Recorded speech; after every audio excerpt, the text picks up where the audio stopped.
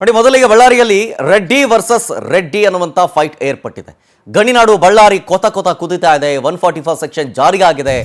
ಬಳ್ಳಾರಿಯ ರಾಜಕೀಯ ಇತಿಹಾಸದಲ್ಲಿ ಈ ರೀತಿಯ ಘಟನೆ ಹಿಂದೆಂದೂ ಆಗಿಲ್ಲ ಅನ್ನುವಂಥ ಮಾತುಗಳನ್ನು ಆಡಲಾಗ್ತಾ ಇದೆ.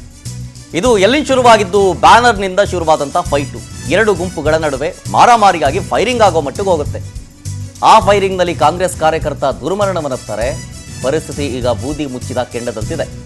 ತಪ್ಪು ಯಾರದ್ದು? ನಿಜಕ್ಕೂ ಜನಾರ್ದನ ರೆಡ್ಡಿ ಮನೆ ಬಳಿ ಆಗಿದ್ದೇನು? 144 ಸೆಕ್ಷನ್ ಜಾರಿಯಾಗಿದೆ.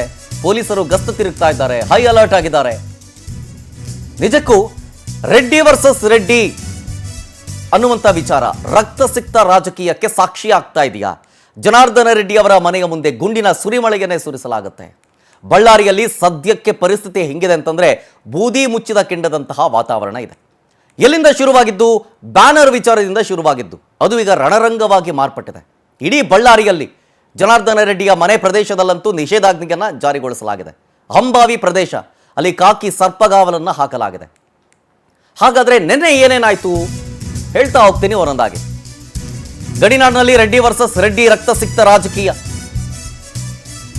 ಜನಾರ್ದನ ರೆಡ್ಡಿ ಅವರ ಮನೆ ಮುಂದೆ ಗುಂಡಿನ ಸುರಿಮಳೆಗೈಯಲಾಗುತ್ತೆ. ನಿಜಕ್ಕೂ ಸದ್ಯದ ಪರಿಸ್ಥಿತಿಯಲ್ಲಿ ಬಳ್ಳಾರಿಯಲ್ಲಿ ಬೂದಿ ಮುಚ್ಚಿದ ಕೆಂಡದ ವಾತಾವರಣ ನಿರ್ಮಾಣ ಆಗಿದೆ. ರೆಡ್ಡಿ ನಿವಾಸದ ಪ್ರದೇಶದಲ್ಲಿ ನಿಷೇಧಾಜ್ಞೆಯನ್ನ ಜಾರಿಗೊಳಿಸಲಾಗಿದೆ. ಅಹಂಬಾವಿ ಅಂತ ಕರಿತೀವಿ ಆ ಪ್ರದೇಶದ ಹೆಸರು. ಅಹಂಬಾವಿಯಲ್ಲಿ ಕಾಕಿ ಸರ್ಪಗಾವಲಿದೆ. 144 ಸೆಕ್ಷನ್ ಜಾರಿಯಾಗಿದೆ. 144 ಸೆಕ್ಷನ್ ಅಂತಂದ್ರೆ ಯಾರು ಕೂಡ ಗುಂಪು ಸೇರಂಗಿಲ್ಲ, ಮಾರಕಾಸ್ತ್ರಗಳಿಂದ ಕೈಯಲ್ಲಿ ಹಿಡ್ಕೊಂಡು ಓಡಾಡಂಗಿಲ್ಲ, ಯಾವುದೇ ರೀತಿಯಾದಂತಹ ಪ್ರತಿಭಟನೆ ಆಗಲಿ ಯಾವುದಕ್ಕೂ ಅವಕಾಶ ಇಲ್ಲ. FIR ಆಗಿದೆ ಈ ಪ್ರಕರಣ ಸಂಬಂಧಪಟ್ಟಂತೆ. ಭರತ್ ರೆಡ್ಡಿ ಬೆಂಬಲಿಗರು ಕಂಪ್ಲೇಂಟ್ ಕೊಟ್ಟಿದ್ದಾರೆ. ಆ ಕಂಪ್ಲೇಂಟ್ ಮೇಲೆಗೆ FIR ಆಗಿದೆ. ಏನೇನಾಯ್ತು ನಿನ್ನೆ ನೋಡಿ, ನೀವು ಟಿವಿ ಸ್ಕ್ರೀನ್ನ ಎಡಭಾಗದಲ್ಲಿ ಗಮನಿಸ್ತಾ ಇದ್ದೀರಿ. ಏನೇನಾಯ್ತು ನಿನ್ನೆ ಅನ್ನೋದನ್ನ ಎಕ್ಸ್ಪ್ಲೇನ್ ಮಾಡ್ತಾ ಹೋಗ್ತೀನಿ. ಬ್ಯಾನರ್ ಕಟ್ಟಬೇಕಾದ್ರೆ ಎರಡು ಗುಂಪುಗಳ ನಡುವೆ ಗಲಾಟೆ ಆಗುತ್ತೆ. ಮೊದಲಿಗೆ ರೆಡ್ಡಿ ಅವರ ನಿವಾಸದ ಬಳಿ ಬಂದು ಬ್ಯಾನರ್ ಕಟ್ತಾರೆ. ಅದಾಗ್ತಾ ಇದ್ದಂತೆ ಸ್ಥಳಕ್ಕೆ ಶ್ರೀರಾಮುಲು ಎಂಟ್ರಿ ಕೊಡ್ತಾರೆ. ತಳ್ಳಾಟ ನೂಕಟ ಆಗುತ್ತೆ. ಜನ ಅಪಾರ ಸಂಖ್ಯೆಯಲ್ಲಿ ಆಗಮಿಸಿರ್ತಾರೆ. ಆವಾಗ ಸತೀಶ್ ರೆಡ್ಡಿ ಗನ್ಮ್ಯಾನ್ಗಳು ಏರ್ ಫೈರ್ ಮಾಡ್ತಾರೆ, ಗಾಳಿಯಲ್ಲಿ ಗುಂಡು ಹಾರಿಸ್ತಾರೆ. ಆಗ ಎರಡು ಗುಂಪುಗಳ ನಡುವೆ ಕಲ್ಲು ತೂರಾಟ ಆಗತ್ತೆ.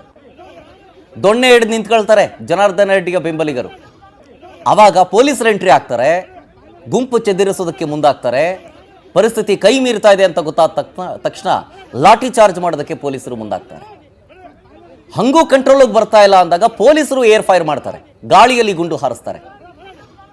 ಆಗ ಯಾರ ಗನ್ನಿಂದ ಯಾವ ಬುಲೆಟು ಆ ಕಾಂಗ್ರೆಸ್ ಕಾರ್ಯಕರ್ತನಿಗೆ ಹೋಗಿ ತಗುಲುತ್ತೋ ಗೊತ್ತಿಲ್ಲ. ಕಾಂಗ್ರೆಸ್ ಕಾರ್ಯಕರ್ತನಿಗೆ ಮೊದಲಿಗೆ ಗಾಯ ಆಗುತ್ತೆ, ಅವರನ್ನು ಆಸ್ಪತ್ರೆಗೆ ಕಳಿಸಲಾಗುತ್ತೆ ತಕ್ಷಣ. ಆದರೆ ಚಿಕಿತ್ಸೆ ಫಲಕಾರಿಯಾಗದೆ ಆಸ್ಪತ್ರೆಯಲ್ಲೇ ಪ್ರಾಣ ಬಿಡ್ತಾರೆ ಕಾಂಗ್ರೆಸ್ನ ಕಾರ್ಯಕರ್ತ ರಾಜಶೇಖರ್ ಅಂತ. ಎಲ್ಲವೂ ಶುರುವಾಗಿದ್ದು ಈ ಬ್ಯಾನರ್ನಿಂದಲೇ. ನೋಡಿ, ಅಲ್ಲಿ ಕೀಳ್ತಾ ಇದ್ದಾರಲ್ಲ ಅದೇ ಬ್ಯಾನರ್. ಆ ಬ್ಯಾನರ್ ಯಾಕೆ ಹಾಕ್ತಾ ಇದ್ರು ಅಂತಂದ್ರೆ, ನಾಳೆ ಬಳ್ಳಾರಿಲಿ ವಾಲ್ಮೀಕಿ ಪ್ರತಿಮೆಯ ಅನಾವರಣ ಕಾರ್ಯಕ್ರಮ ಇದೆ. ಅದಕ್ಕೋಸ್ಕರ ನಗರದ ಎಲ್ಲಾ ಭಾಗದಲ್ಲೂ ಬ್ಯಾನರ್ ಹಾಕ್ತಾ ಇರ್ತಾರೆ. ಹಾಗೆ ಜನಾರ್ದನ ರೆಡ್ಡಿ ಅವರ ನಿವಾಸದ ಮುಂದೆಯೂ ಕೂಡ ಬ್ಯಾನರ್ ಹಾಕಕ್ಕೆ ಬರ್ತಾರೆ. ಅವಾಗ ಜನಾರ್ದನ ರೆಡ್ಡಿಯ ಬೆಂಬಲಿಗರು ಇಲ್ಲಿ ಬ್ಯಾನರ್ ಹಾಕಬೇಡಿ ಅಂತ ಶುರು ಮಾಡ್ತಾರೆ.